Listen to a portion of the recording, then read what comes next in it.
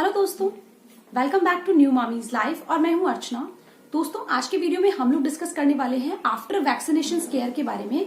बच्चों के टीके लगने के बाद, उनके वैक्सीन होने के बाद हम किस तरीके से उनका ध्यान रख सकते हैं, क्या चीजों का हमें ध्यान रखने की जरूरत है बच्चों की टेक केयर करते वक्त। प्लस हम डिस्कस करने वाले हैं कि पेनलेस और पेनफुल वैक्सीन क्या होते हैं और उनमें क्या डिफरेंस होता है। So without a delay start करते हैं आज का वीडियो। लेकिन सबसे पहले मैं आपसे रिक्वेस्ट करूंगी कि अगर आपने अभी तक हमारे चैनल को सब्सक्राइब नहीं किया है तो प्लीज जल्दी से जाके हमारे चैनल को सब्सक्राइब कर दीजिए। वीडियो अच्छी लगती है तो प्लीज लाइक जरूर हिट कीजिएगा और कमेंट करके अपना फीडबैक भी आप हमारे साथ शेयर कर सकते हैं। दोस्तों, आजकल पेनलेस वैक्सीन जो है बहुत ज्यादा ट्रेंड में है। पेरेंट्स की बहुत फेवरेट चॉइस बन गया है पेनलेस वैक्सीन। हाउएवर, हमने आयु को पेनलेस वैक्सीन नहीं दिलवाए थे, हम लोग नॉर्मल वैक्सीन की तरफ ही गए थे। पेनलेस वैक्सीन और पेनफुल वैक्सीन या फिर नॉर्मल वैक्सीन में क्या डिफरेंस होता है? सबसे मेजर और सबसे बड़ा डिफरेंस होता है प्राइस का, पैसों का। नॉर्मल वैक्सीन जो होते हैं उनका प्राइस और पेनलेस वैक्सीन के प्राइस में ऑलमोस्ट डबल और समटाइम्स ट्रिपल कॉस्ट का डिफरेंस होता है।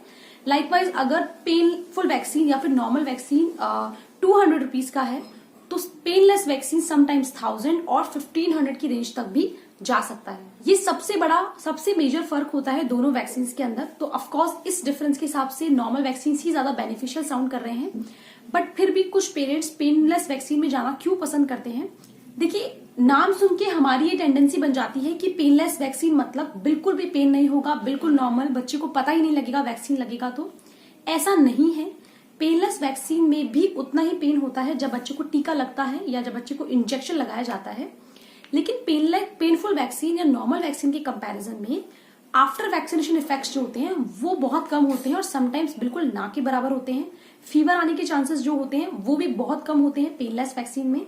प्लस बच्चों के जो वो इंजेक्शन वाला एरिया जो स्वेलिंग हो जाती है उसमें जो पेन होता है वो पेनलेस वैक्सीन में काफी कम होता है और समटाइम्स होता ही नहीं है। ये एक दूसरा कारण है, ये सबसे बड़ा कारण है जिसकी वजह से पेरेंट्स प्रेफर करते हैं कि वो अपने बच्चों को पेनलेस वैक्सीन लगवाएं। तीसरा कारण होता है कि पेनलेस वैक्सीन के केस में मोस्ट ऑफ द केसेस में 3-4 वैक्सीनेशन का कॉम्बिनेशन होके एक वैक्सीन या सिर्फ एक इंजेक्शन आपके बच्चे को लगता है।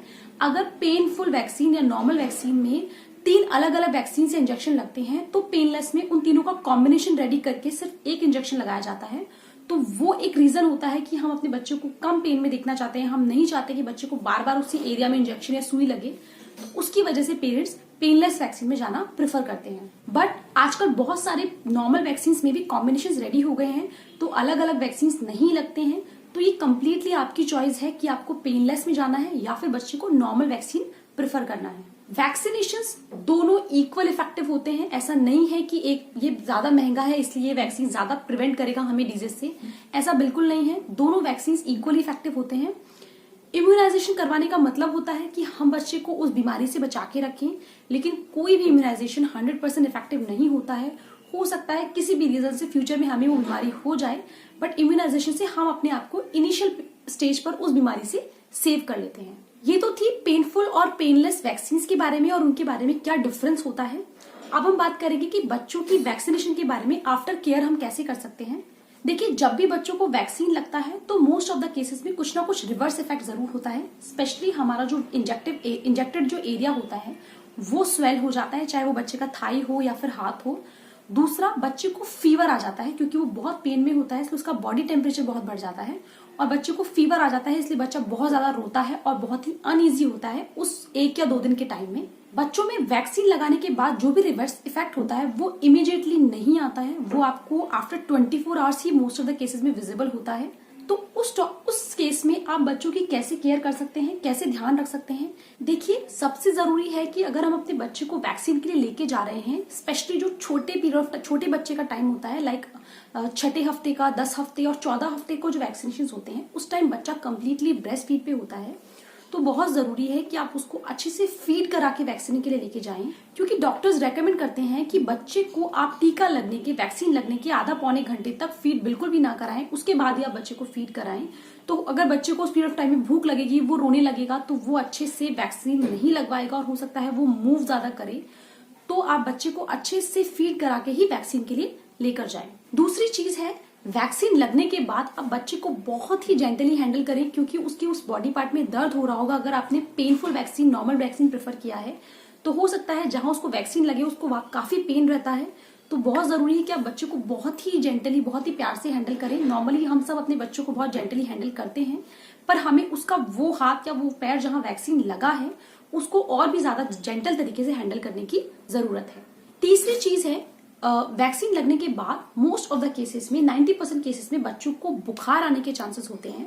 तो बहुत जरूरी है कि आप अपने डॉक्टर से पूछ कर आए कि बुखार आने के बाद हमें क्या करना चाहिए, हमें क्या केयर करने की जरूरत है अपने बच्चे की, 24 आवर्स में हमें क्या करना है, 48 आवर्स में हमें क्या करना है।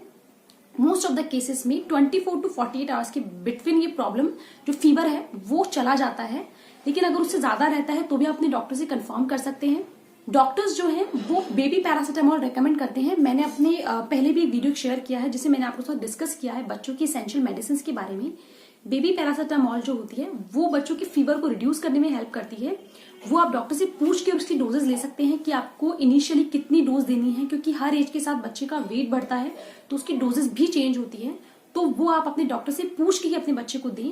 पर पैरासिटामोल जो होती है वो उसके फीवर को कम करने में हेल्प करती है, तो फीवर के बाद आप बच्चे को बेबी पैरासिटामोल दे सकते हैं। बट ये बहुत इंपॉर्टेंट है कि अपने डॉक्टर के प्रेस्क्राइब करने के बाद ही बच्चे को मेडिसिन दें और डोज भी आप डॉक्टर से ही कंफर्म करें। चौथी चीज है, बच्चों को जहां पे वैक्सीन लगा है वहां पे बहुत से केसेस में बच्चों को गांठ पड़ जाती है, वो एरिया स्वेल हो जाता है, टाइट हो जाता है।